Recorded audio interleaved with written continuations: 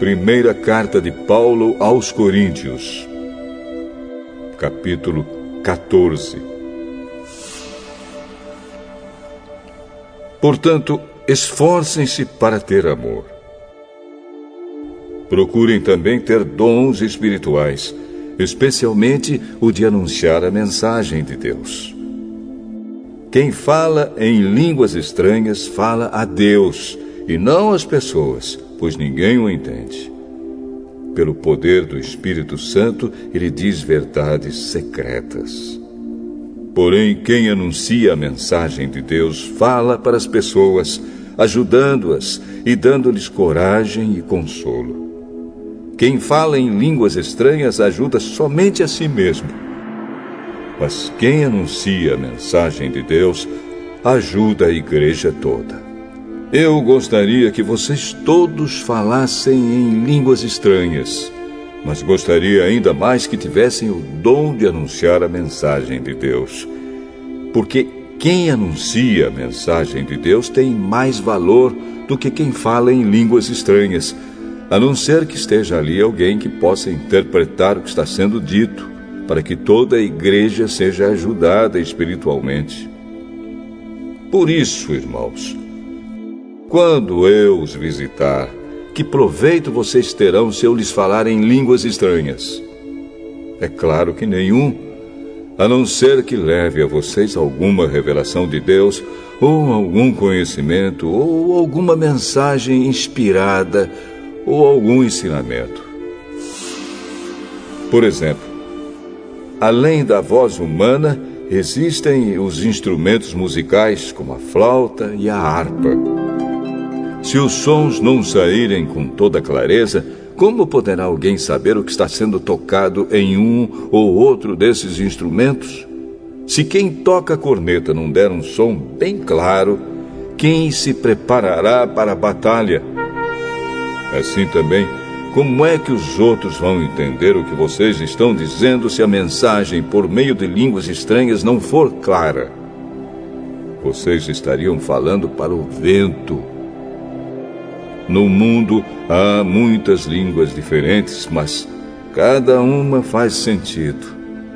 Porém, se eu não entendo a língua na qual alguém está falando comigo, então quem fala essa língua é estrangeiro para mim, e eu sou um estrangeiro para ele. Por isso, já que vocês estão com tanta vontade de ter os dons do Espírito, procurem, acima de tudo, ter os dons que fazem com que a igreja cresça espiritualmente. Portanto, quem fala em línguas estranhas deve orar, pedindo a Deus que lhe dê o dom de interpretar o que elas querem dizer.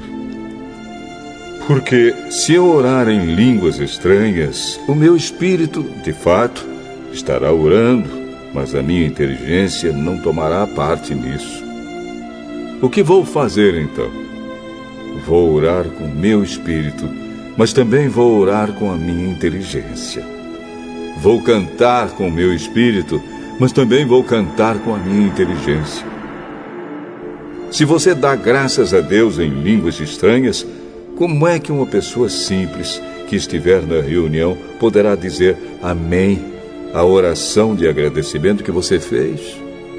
Ela não vai conseguir entender nada do que você está dizendo. Mesmo que a sua oração seja muito boa, essa pessoa não receberá nenhuma ajuda. Eu agradeço a Deus porque falo em línguas estranhas muito mais do que vocês. Porém, nas reuniões da igreja, prefiro dizer 5 palavras que possam ser entendidas para assim ensinar os outros, do que dizer milhares de palavras em línguas estranhas. Irmãos, não pensem como crianças. Sejam como crianças para o que é mal, mas sejam adultos no seu modo de pensar. Nas Escrituras Sagradas está escrito: por meio de pessoas que falam em línguas estranhas, eu falarei a este povo, diz o Senhor. Falarei por meio de lábios estrangeiros, mas assim mesmo meu povo não me dará atenção. Portanto, o dom de falar em línguas estranhas é um sinal de Deus para os descrentes e não para os cristãos. Mas o dom de anunciar a mensagem de Deus é um sinal para os cristãos e não para os descrentes. Imaginem que a igreja esteja reunida e todos comecem a falar em línguas estranhas. Se chegarem ali algumas pessoas simples ou descrentes, será que não vão dizer que vocês estão loucos? Mas se todos estiverem anunciando mensagens de Deus e entrar ali um descrente ou alguém que seja simples, ele vai ouvir o que vocês estão dizendo e se convencer do seu pecado. E ele será julgado pelo que ouvir. Os seus pensamentos secretos serão revelados. E ele vai se ajoelhar e adorar a Deus, dizendo: Deus está mesmo no meio de vocês. Portanto, meus irmãos, o que é que deve ser feito? Quando vocês se reúnem na igreja, um irmão tem um hino para cantar, outro, alguma coisa para ensinar, outro, uma revelação de Deus, outro, uma mensagem em línguas estranhas, e ainda outro, a interpretação dessa mensagem.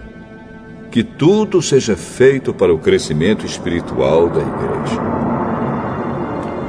Se algum de vocês falar em línguas estranhas, então que apenas 2 ou 3 falem, um depois do outro, e que alguém interprete o que está sendo dito.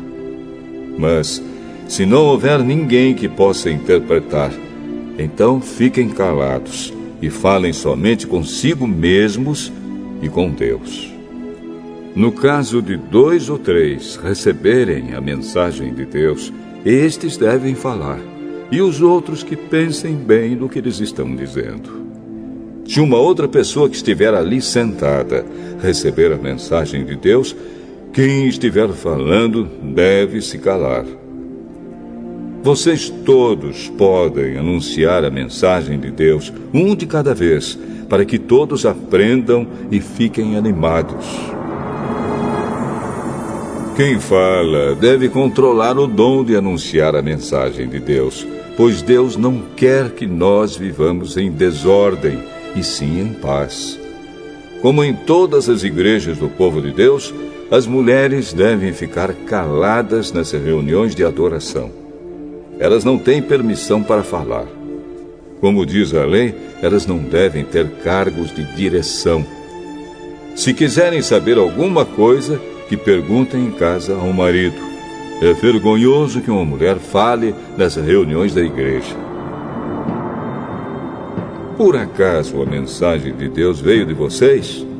Ou será que veio somente para vocês? Se alguém pensa que é mensageiro de Deus ou que tem algum dom espiritual, deve saber que o que estou escrevendo é mandamento do Senhor. Mas se alguém não der atenção a isso, que ninguém dê atenção a essa pessoa. Assim, meus irmãos, procurem sempre anunciar a mensagem de Deus, mas não proíbam que se falem línguas estranhas. Portanto, façam tudo com decência e ordem.